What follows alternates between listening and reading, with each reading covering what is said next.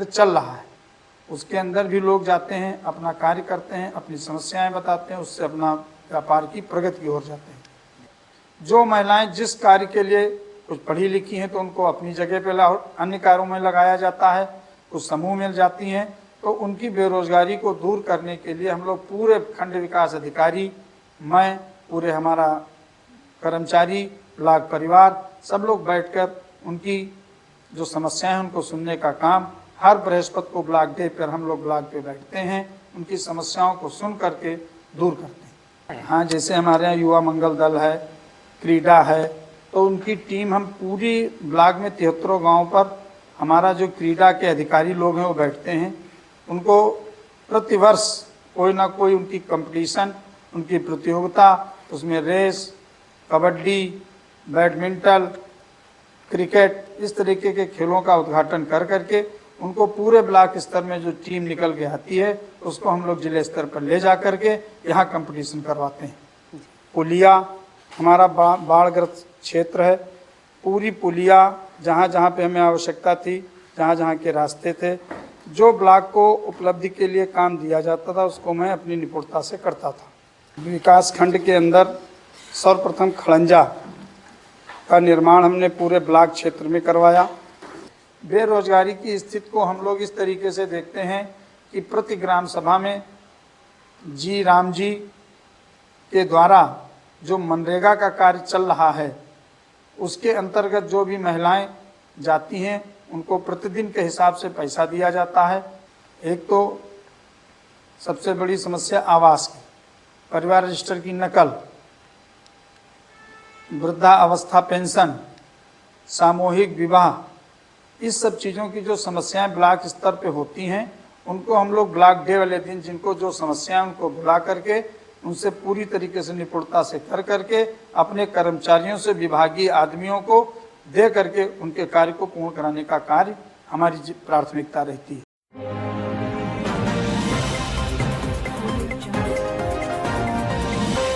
नमस्कार, आप देख रहे हैं लखीमपुर खीरी दस्तक। मैं हूं गौरव। मैं इस वक्त मौजूद हूं जनपद लखीमपुर खीरी में। विकासखंड नकहा से ब्लॉक प्रमुख श्री पवन गुप्ता जी हमारे साथ में हैं। हम इनसे विकास कार्यों, महिलाओं की भागीदारी और बेरोजगार युवाओं से संबंधित प्रमुख सवालों पर बातचीत करेंगे और जानेंगे कि इनके द्वारा ब्लॉक में क्या क्या करवाए गए। सबसे पहले मैं इनका स्वागत करता हूं अपने इस चैनल में। स्वागत है सर आपका। हमारे सन 2006 से मैं ब्लॉक प्रमुख हुआ। उसके बाद सन 2006 में जब मैं जीत के पहुंचा तो खंड विकास में उस वक्त पे जो ब्लॉकों का काम था वो सेक्रेटरी और वीडियो, ये सब लोग मिलके पूरे ब्लॉक का संचालन करते थे, अब भी करते हैं।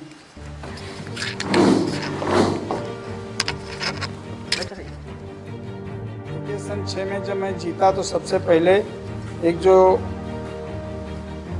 विकास खंड के अंदर सर्वप्रथम खड़ंजा का निर्माण हमने पूरे ब्लॉक क्षेत्र में करवाया। उसके बाद पूरे ब्लॉक जो हमारा था वो डूब जाता था, उसको हमने मिट्टी से पटवा करके पूरा इंटरलॉकिंग लगवाया। सन 6 में जीतने के बाद हमने निरंतर पूरे ब्लॉक क्षेत्र में पुलिया, हमारा बाढ़ग्रस्त क्षेत्र है, पूरी पुलिया जहाँ जहाँ पे हमें आवश्यकता थी, जहाँ जहाँ के रास्ते थे, जो ब्लॉक को उपलब्धि के लिए काम दिया जाता था उसको मैं अपनी निपुणता से करता था। आप कितनी बार ब्लॉक प्रमुख चुने गए हैं? मैं सन 6 के बाद तीसरी बार ब्लॉक प्रमुख हूँ। एक बार मेरी 80 सीट हुई थी, उसको छोड़ करके मैं तीसरी बार, पहली बार मेरी पत्नी, 2 बार मैं रहा। आपके ब्लॉक में आज सबसे बड़ी समस्या क्या है? सड़क, पानी, शिक्षा और स्वास्थ्य। मेरे ब्लॉक में न सड़क की समस्या है न जल की है। सबसे बड़ी समस्या तो है बाढ़। जो बाढ़ हमारे यहाँ आ जाती है उससे मेरा पूरा ब्लॉक जो सड़क के उत्तर साइड में पड़ता है पूरा का पूरा जलमग्न होता है। जैसे शारदा नगर से आप चलिए, रहरिया है, खानीपुर है, गोड़वा है, बंजरिया है, सकेथू है, ये सब गांव बाढ़ से प्रभावित हो जाते हैं। उस बाढ़ का पानी आकर के सड़क से टकराता है आसाम रोड से और मेरा पूरा ब्लॉक डूब जाता है। ये सबसे बड़ी मेरी समस्या है मेरे क्षेत्र की। विकास कार्यों में पारदर्शिता सुनिश्चित करने के लिए आपकी क्या व्यवस्था है?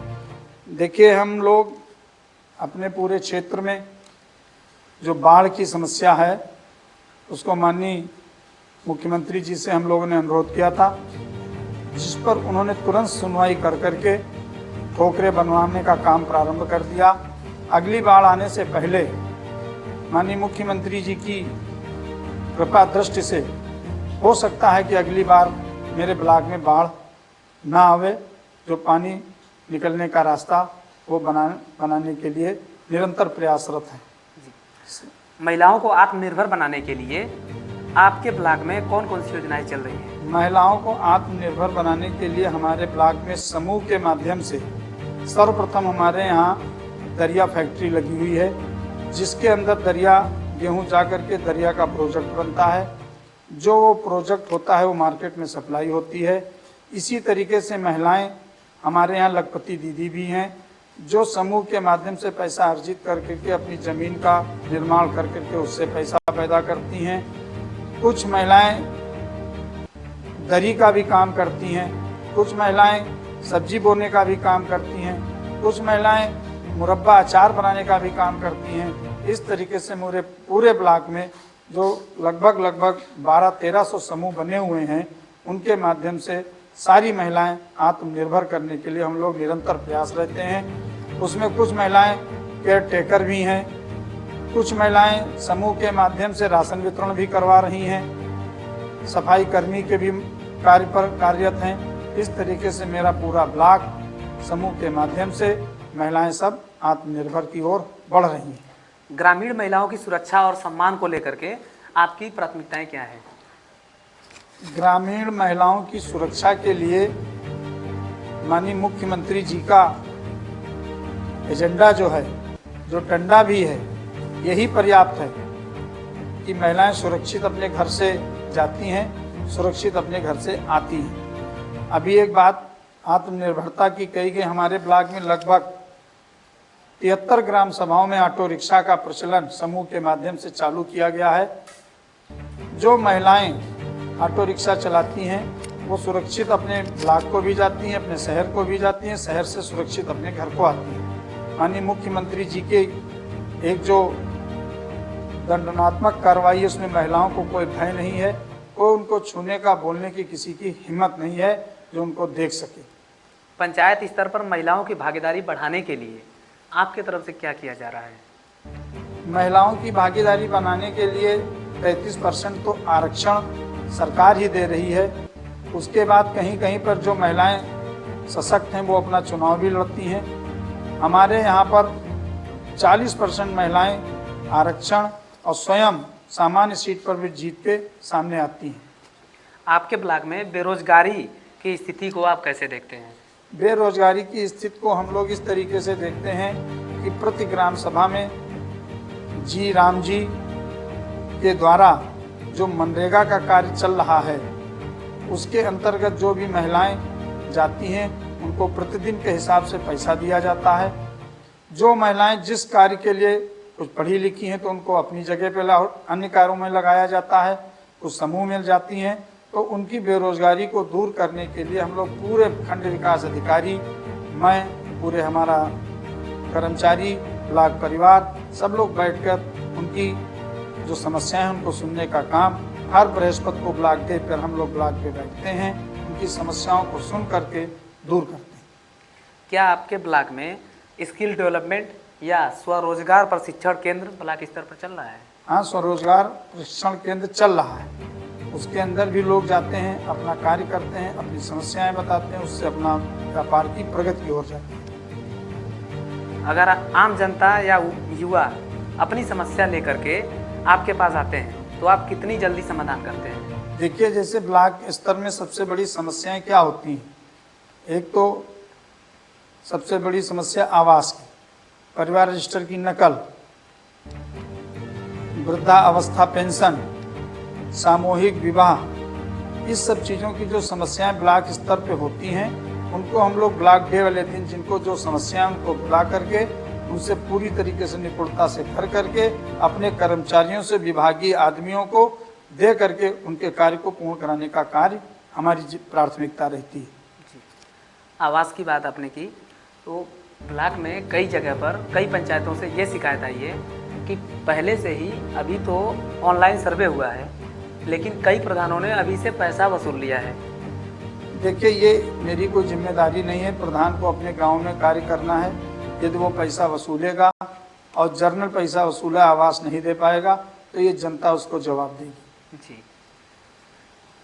और आपके ब्लॉक में आपके स्तर से प्रतियोगी परीक्षा की तैयारी कर रहे युवाओं के लिए आपने कोई कदम उठाया है? हाँ, जैसे हमारे यहाँ युवा मंगल दल है, क्रीडा है, तो उनकी टीम हम पूरी ब्लॉक में 73 गाँव पर हमारा जो क्रीडा के अधिकारी लोग हैं वो बैठते हैं। उनको प्रतिवर्ष कोई ना कोई उनकी कंपटीशन, उनकी प्रतियोगिता, उसमें रेस, कबड्डी, बैडमिंटन, क्रिकेट, इस तरीके के खेलों का उद्घाटन कर करके उनको पूरे ब्लॉक स्तर में जो टीम निकल के आती है उसको हम लोग जिले स्तर पर ले जा करके यहाँ कंपटीशन करवाते हैं।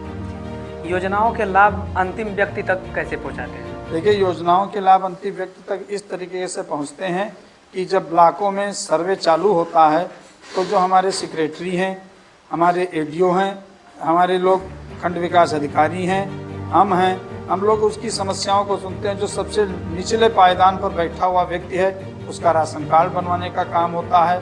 उसके आवास के लिए हम लोग सर्वे करवाते हैं। यदि वो पात्रता की सूची में आता है तो उसको आवास देने का काम करते हैं। अधूरे कार्यों को पूरा करने का समय सीमा क्या निर्धारित किया गया है? अधूरे कार्य जो ब्लॉकों में स्तर रह जाते हैं, तो जब चुनाव जैसे अभी आने वाला है हम लोगों का, तो हम लोग निरंतर इस कार्य की ओर बढ़ रहे हैं कि हमें ये नहीं पता कल क्या होगा, लेकिन हम अपने कार्य को पूरा करने के लिए निरंतर पूरा ब्लॉक परिवार, खंड विकास अधिकारी, हम सब लोग मिलकर के उस कार्य को पूरा करने की तरफ बढ़ रहे हैं। SIR के फार्म हम लोग निरंतर, इनकी नोटिसें गई हैं पूरे ब्लॉक में, ब्लॉक स्टाफ पर बैठाल करके पूरे हर विभाग के कर्मचारी जो नियुक्त किए गए उनके माध्यम से पूरा फार्म का कार्य करवाने का काम कर रहे हैं। 6 फार्म नए भी बनवाने का काम भरवाने के बाद उनको पूरी फीडिंग की भी तैयारी ब्लॉक स्तर पे हो रही है। SIR की बात आपने की, सभी ब्लॉकों में SIR को लेकर के बहुत ही लोग परेशान हो रहे हैं। ग्रामीण क्षेत्रों से लोग ब्लॉक आते हैं और 2-2, 3-3 दिन तक लाइन लग रहे हैं, तब जाके उन्हें परिवार रजिस्टर की नकल उपलब्ध हो रही है। देखिए, तो क्या इसमें कोई सुविधा दिया जा सकता है? देखिए, हम लोगों ने जो ये सूचना हम लोगों को जैसे ही मिली तो उसमें प्राथमिकता के तौर पर जो हमें परिवार रजिस्टर की नकल देना है तो उनसे तुरंत एप्लीकेशन ले करके सारे सेक्रेटरी 73 गाँव के उनके सब कर्मचारी बैठे हुए हैं, वो अपना जैसे नोटिस लेके जाते हैं उनको तुरंत परिवार रजिस्टर की नकल दी जाती है, या उनको वोटर लिस्ट जो उनके गांव के BLO हैं उसके अंदर उनके नाम होते हैं उसको दे दी जाती है। उससे उनका कार्य फार्म हमारे बहुत आसानी से भर के जमा होता है। मैं सिर्फ ये पूछना चाह रहा हूँ कि जैसे पंचायत स्तर पर क्या इसको और सुविधाजनक बनाया जा सकता था? जैसे लोगों को ब्लॉक आना पड़ रहा है, क्या उन्हें पंचायत ऑफिस से उपलब्ध नहीं हो सकता था? नहीं, क्यों, ब्लॉक पे सब इसीलिए जिनकी नोटिसें जारी हुई हैं ब्लॉक स्तर पर बैठे हुए हैं। पूरी हमारी पार्टी ने बूथ स्तर के ऊपर घर घर जा कर के, हमारे पार्टी के सारे नेता जा कर के बूथ के ऊपर, घर के ऊपर बराबर रनिंग कर करके फार्मों को ये कहा जा रहा है कि वोट आप बढ़ाइए, वोट बनवाइए। निरंतर हमारे क्षेत्र में ये कार्य प्रगति पे चल रहा है, पूरे मंडल के ऊपर चल रहा है, हर बूथों पे चल रहा है, पूरी न्याय पंचायतों पे चल रहा है। उसके बाद जिसका कोई कार्य नहीं होता तो ब्लॉक स्तर पे आकर के उसका कार्य पूर्ण किया जाता है। आगे चुनाव आने वाला है, आगे की आपकी क्या योजना है?